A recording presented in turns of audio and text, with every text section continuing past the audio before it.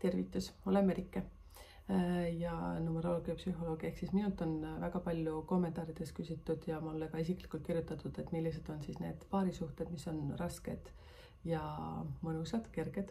Ehk siis YouTube'i kanalil on nüüd juba üleval see mega head siis paarisuhted ja nüüd tuleb siis natukene kurvem pool, ehk siis top 3 rasked kokkusobivused. Et keeruline paaride kokkusobivus. Selleks, et seda teada saada, liida kokku sinu ja sinu elukaaslase sünnipäevad. Ja näiteks, kui sa oled sündinud 23 ja sinu elukaaslane 11. päeval, siis 23 + 11 teeb kokku 34. Liida kokku 3 + 4, saad kokku 7. Ja teie kokkusobivuse number selles video seletuses on number 7. Ja, aga selle kohta siis saad natukene hiljem teada, selle 7 kohta. Ja tuletan muidugi ka meelde, et see analüüs, ehk siis see on kokkuvõtlik ja see on selline üleüldine. Selleks, et teada saada enda ja sinu paarisuhte konkreetset analüüsi, selleks sa peaksid mulle kirjutama. Ja hinnakirja sa leiad selle kohta Instagrami lehe pealt, varsti ka kodulehekülg avaneb, siis sealt leiate ka. Ja seal ma muidugi analüüsin juba konkreetselt sünnipäeva, kuu ja aasta analüüsis siis sinu ja su partneri kohta. Ja sellepärast, et see on nüüd üleüldine. Need on need, mis on tulnud statistika alusel. Ja number 1 koht. Issand, ma mõtlen, kas on 1 koht või? On jah? Sorry. Number 1 koht siis selles suhtes, et see ei ole midagi rõõmustav koht loomulikult, aga kui te saite nüüd sünnipäevade numbriks kokku 8, see tähendab seda, et teie suhtes on kogu aeg justkui kontroll, sinu partner võib justkui sind kogu aeg kontrollida ja kontrollida igas mõttes. Et põhirõhk on rahal, kui palju raha teenid, kui palju seda on, pidev raha teema on üleval. Kes kellest rohkem teenib, mis sellest rahast saab, kes seda ühest või teisest paremini säilitada oskab. Ühesõnaga, kogu aeg on mingi pidev jant sellega. Ja võivad probleemid olla, et miks sa nii vähe teenid, miks sa kodus oled. Siis võib olla ka see, et üks sellest osalisest seal paari suhtes võib olla see, et ta võibki olla näiteks töötu, saab mingit tööturaha ja tal on sellest okei, aga ta kogu aeg nagu nuriseb oma teise elukaaslase üle, kes siis ei ole töötu, kes siis teenib ööd ja päevad ja talle ikkagi sellest ei piisa. Ja ühesõnaga on üks jama seal selles. Miks ma sellest niimoodi räägin, sest ma olen ise sellises suhtes olnud. Ja tean oma kogemusest, et see ei olnud kerge, seepärast kogu aeg oli tunne, et peaks natukene midagi rohkemat tegema, peaks justkui kõrgemalt hüppama, peaks 24 tundi midagi tegema ja selline jama. Õnneks on see läbi. Nii, selle suhte eesmärk on justkui automaatselt see, et kogu aeg peab raha teenima ja tegelikult ütlen saladuskatte all, et on võimalik ka sellises suhtes olla. Et seal on nagu väga oluline see aspekt, et seal peab kumbki säilitama omad piirid. Et sa pead justkui teadma, mida üks ja mida teine nagu selles suhtes tahab. Et ei või alistuda nagu teisele, sellepärast, et seal kipub olema niimoodi, et üks võtab nagu suurema, kõrgema positsiooni ja hakkab teist kogu aeg alla suruma. Ja mis on nagu väga kurb, siis see, kes allpool on, siis see kogu aeg püüab ja kogu aeg teenib nagu räigelt raha, kuigi ka teinegi teenib raha. Et see ei tähenda seda, et nagu üks ei teeni ja siis teine on nagu selline ori, et ei, mitte seda. Mõlemad teenivad, aga üks justkui automaatselt, siis kas on see siis naine või on see siis mees, võtab selle nagu kõrgema positsiooni seal. Et kuigi mõlemad peaksid saavutama sellise stabiilse olemise seal nagu partnerid ja kumbki peab austama teineteist. Seepärast, et tegelikult on see üks mega hea liit, kui seda osatakse nagu hinnata teineteist. Ja tihtipeale just ongi seal nagu tülid, arusaamatused raha pärast ja kui see suhe peaks lahku minema, siis see on mega valus suhe. Valus lahkuminek sellepärast, et seal on raha pärast on väga paljud ja pikaldased tülid. Et seal justkui ei ole ühist rahakeelt, nii ka suhtes ja nii ka peale lahkuminekut. Et liiga suur rõhk on rahal. Nagu tunded kaovad seal nagu täiesti ära. et see on väga ebameeldiv, sest suhte alguses on justkui hästi palju romantikat, tundeid ja kui suhe on võtnud justkui sellise stabiilse tasandi, siis hakkab tõelisus välja kooruma, ehk siis emmal-kummal partneril on selles suhtes raha liiga tähtsal kohal, kahjuks. Teine koht, tada! Ei saa õnnelik olla, 7. Et tähendab, ei tohi olla õnnelik. Aga tegelikult kõik numbrid on head, kui neid programme korralikult läbida, et minu pealt, mult on tihti ka küsitud, teate, kui naljakas, ma ei tea, kui naljakas, ei tohi ütelda, et naljakas. Kõik küsimused on väga mega head ja mul tekib tegelikult, aitäh, et te küsite mu käest, sellepärast, et ma saan jälle inspiratsiooni, millise loo ma siia YouTube'i välja panen, sellepärast, et mul on väga oluline, kui te minuga kaasa räägite, kaasa kommenteerite ja nii edasi. Ja võite lihtsalt mulle sinna Facebooki Messengeri ka kirjutada numbrite keel, et milline teema teid huvitab, sellepärast, et ma saan inspiratsioone väga megalt sellest ja kuna kool, kus ma käisin, materjali on seal palju ja liiga palju, et siis mul oleks jällegi selline nagu hea motivatsioon midagi täpsemalt ja natuke rohkem uurida. Tuletan siiski meelde, et see sama analüüs, see jutt, kõik on üleüldine, aga see peab väga hästi paika, pange seda tähele.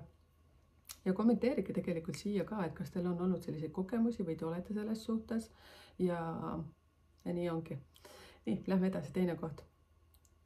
Kui sa said kokku, siis number 7. See tähendab seda, et tihtipeale teie suhtes on justkui selline vahemaa. Te võisite kokku saada üldse neti teel, ehk siis arvuti teel, mingisuguse, ma ei tea, mis äpi kaudu, tutvumisäpi kaudu ja siis see, et te võite elada oma suhteaegas erinevas riigis, erinevas linnas ja justkui teil midagi nagu takistab kokkukolimist. Ja siis, kui ka näiteks kokku kolite, siis teil on justkui see, et olete nagu üksteisest eemal. Nagu teil oleks justkui, on selline minu meelest pulmades on selline mäng, mingi ühiskond, okei, nüüd mul ei tule nimi meelde. Mingid ettevõtmised, vaata sellised lõpust ettevõtmised, kus õhupall pannakse mehe ja naise vahele, siis nad peavad tõk koos liikuma. Ehk siis vaat see on nagu selles kooselus on justkui kogu aeg mingisugune selline õhupall vahel. Ja justkui te räägisite teises keeles. Ehk siis mis siin on väga oluline selle 7 puhul tegelikult on see, et te peate ausalt rääkima oma tunded, oma mõtted välja, sellepärast, et number 7 on tegelikult selline kvanthüppe energia. See tähendab seda, et te tegelikult saaksite teha nagu mega hea projekti oma kooselus, saaksite nagu, kuidas ma ütlen, kui te midagi otsustate, siis te lähete nagu läbi seinte lihtsalt. Te lihtsalt tulinegi võitis vot selline paarisuhe on teil, et nagu mega hea võim on seal. Et ehk siis see, et see õhupall sealt nagu ära lõhku, te peaksite koos rohkem tegutsema, koos rohkem andma võimalust avastada midagi uut, reisima palju. Noh, reisime ükskõik kas või teisi külla, sugulastel külas käima, et ei pea selleks välismaa olema. Aga see on nagu väga hea potentsiaaliga. Ma tegelikult räägin negatiivsetest suhetest, on ju. Ma ei tohi sellele suurt rõhku panna, see on nagu heale. Aga jah, negatiivne on siis see, et teil on nagu hästi pikk selline nagu vahemaa, teil ei jää ühist keelt, nii et pigem rääkige rohkem, mida te tahate teineteiselt.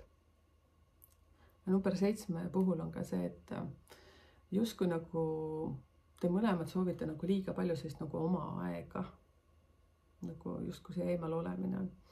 Nii, esimene koht. Ei tea, kas peab olema õnnelik selle üle. Kui te saite siis oma sünnipäevasid kokku liites number 1, see tähendab seda, et teil on justkui võitlus kogu aeg selles paari suhtes esimese koha eest. Pidev konkurents ja justkui teine tahab teist, üks tahab teist, nagu saate aru, nagu mingi pulga peates kogu aeg nagu maha lükata. Selline pidev võitlus oma tegevustest. Ja siis üks nagu hoiab saladuses teise eest, mida ta teeb. Ja selline alateadlik võitlus mõlema partneri vahel on selline pidev. Jätkusuutlik tahaks ütelda, aga tegelikult niimoodi ei tohiks ütelda. Aga tähtsam küsimus selles suhtes on see, et kes kiiremini alla annab. Kuid selle numbril on ka muidugi hea pool. Ehk siis number 1 tegelikult, kui ma olen teile rääkinud 1-9 seda skaalat, siis number 1 on tegelikult nagu uue algus, uue projekti nagu kättevõtmine, koos ühiselt teha ja nagu üles viia. Ehk siis siin on nagu väga oluline see, et kui te olete elukaaslased, siis lihtsalt, ma ei tea, tehke kas või mingi leping. Üleüldiselt tasub teha paarisuhteslepinguid, kellel mis asi on ja nii edasi, seepärast et kui kogemata tuleb lahkuminek, et siis ei oleks arusaamatusi. jah, kuigi ma väga loodan, et keegi lahku kunagi ei peaks minema, et jälle ma muutan emotsionaalseks. okei, ehk siis see, et number 1 on see lugu, et sellel suhtel on väga-väga hea potentsiaal teha midagi koos, midagi enneolematut, midagi kreatiivset ja neil on hästi hea omadus ka kasvatada meeskonda. Ja muidugi, mis number 1 kooselu selline väga suur ja negatiivne pool on ka see, et justkui inimesed ei usalda teineteist, kogu aeg on nagu üksteise taga luuramine, kontrollimine ja nii edasi. Ehk siis mis peate siis tegema, on vastupidine, üksteist usaldama, üksteist õppima tundma ja anda teineteisele ruumi, aga olla koos. Vot. Kõik suhted on võimalik tegelikult säilitada, kui seda programmi lihtsalt läbitakse. Vot. Ja seda tuletan sulle meelde, et see oli kõik üleüldine. Kui sa tahad täpsemat prognoosi analüüsi saada enda partnerlussuhte kohta, siis kirjuta mulle numbrittekeel@gmail.com. Sa saad sellest täpsemalt teada. Hinnakirja sa leiad Instagrami lehe pealt ja võid ka mulle kirjutada, ma kirjutan sulle, mis see hinnakiri on. Varsti tuleb ka koduleht välja, siis seal ka hinnakiri kõigil kätte saadav. Praegu on see veel tegemisel ja siis see, et kui sul tundus, et see teema on sulle huvitav, siis jaga seda videot oma lähedastega, telli seda kanalit, seepärast et palju infot on veel siia tulemas. Jälgi meid Instagramist, TikTokist, Facebookist. Sealt leiab nii avaliku lehe, sealt leiab ka suletud gruppi. Suletud grupis on rohkem informatsiooni, tule hüppa sinna, liitu meiega ja nii ongi. Vist sai kõik läbi ja muidugi olen väga tänulik teie kommentaaride peale, mis te siia alla kirjutate või kirjutate mulle Facebooki, seepärast et ma saan sealt inspiratsiooni uute videote tegemisteks, et nii nagu ma ütlesin, et materjali on palju, millest teha ja kui teil on selliseid väikseid küsimusi, eks ma siis annan teada, kui see väike küsimus ei olegi väike küsimus, siis kirjuta mulle Messengeri, et mulle meeldib seal häälsõnumit kasutada, ma vastan sulle häälsõnumiga. Kui oskan aidata, siis aitan just lihtsate küsimuste osas ja hea meelega teen seda. Mina olen Merike, ma tänan sind ja peatse kohtumiseni siin kanalil. Tšau, tšau ja igal pool mujal ka.